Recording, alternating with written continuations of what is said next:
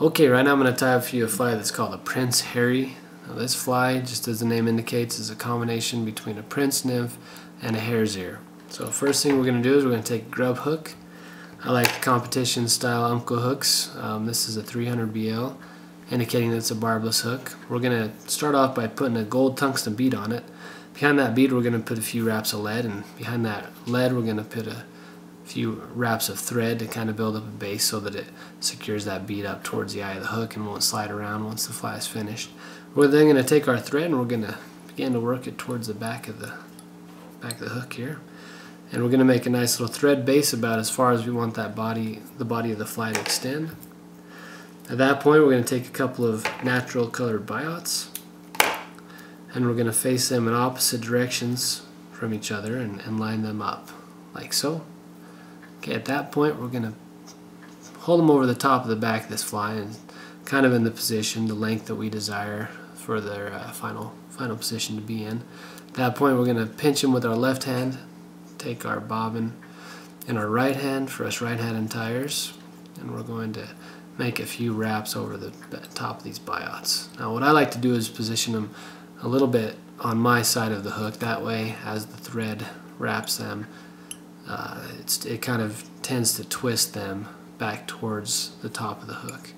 Now if you put them on top to start off, then they end up too far on the far side of the hook and it doesn't look as good. Okay, at that point we're going to just clip the excess off from these buyouts. Oop. Now this is a size 12, so for a size 12 I'm going to use a medium copper wire.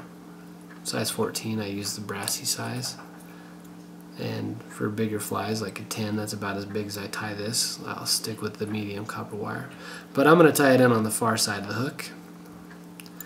Just create a little bit of a thread base so that when we dub this fly it'll help it be a little more even. Okay, next we're going to take just a little bit of natural dubbing. I say a little bit, but we're actually going to dub the whole body of this fly. So we can go ahead and start off with a thin amount of dubbing towards the top of the thread.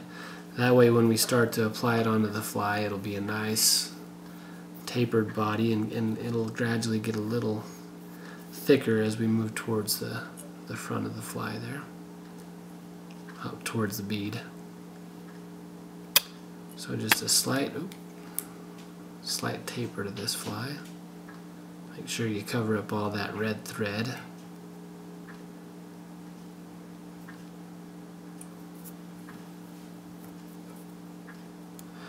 Now one thing I like to do on these flies, since we're going to put a white wing over the top of it, I like to take the dubbing and make sure that it goes tight against the bead right here. That way when we tie those buyouts on, they don't stick straight up in the air.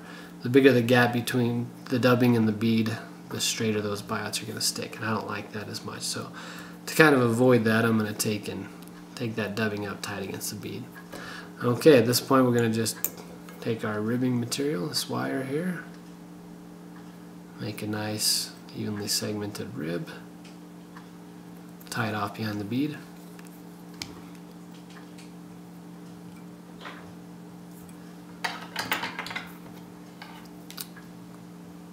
Use your dull scissors to cut your wire. Save your good ones for the thread and other materials.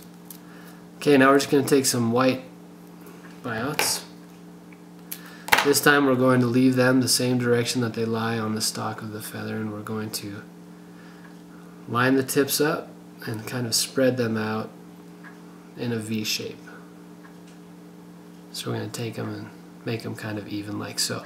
Now we want the spot where they start to spread, where they connect back up here, to be where our thread goes over the top of them. So we're going to measure so that the tip of the buyouts goes about to the end of the body of this fly. We're going to take this thread in our left hand so we can still see these buyouts. We're going to make one wrap over top of them. Okay, at that point we can make another wrap or two, but what we can do is we can adjust these buyouts so they lay flat on top of the hook, and so they spread out the way we like them. Okay, make a couple wraps to secure them in place. Clip off the excess. Now with our whip finisher, whether you do it by hand or with a tool. We're just going to make a nice little red collar, a little hot spot on this fly.